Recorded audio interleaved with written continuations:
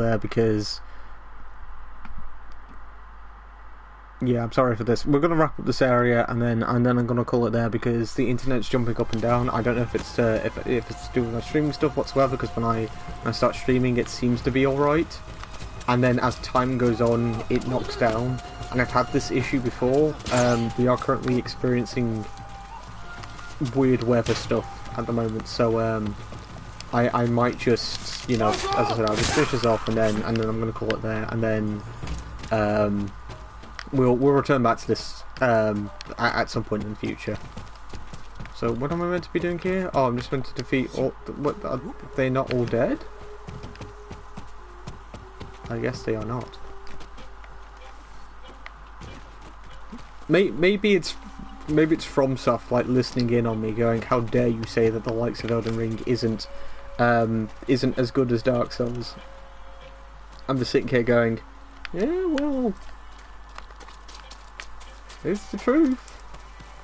You know, it's all believably placed. I understand why everything is the way it is. I think honestly, like that's why the likes of Bloodborne works incredibly well with its world design. Dark Souls 3 is weaker, and well, Dark Souls 2 is just a travesty when it comes to that. I mean, don't get me wrong, they both give out their own explanations. No, they don't. Dark Souls 3 gives out an explanation. Dark Souls 2 just shrugs its shoulders and goes, "Well, it's not my fault."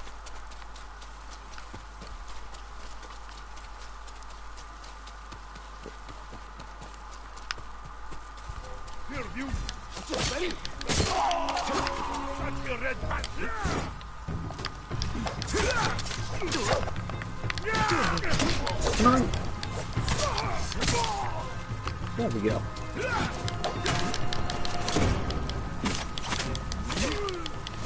But yeah, like in terms of like world design,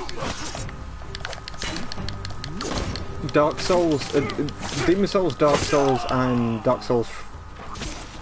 No, Demon Souls, Dark Souls, and Bloodborne are amazing at what they do in that regard. And it is, I think it's especially weird that Elden Ring screws it up, because out of all of the games post Dark Souls that should have gotten it right, it's Elden Ring, right? Because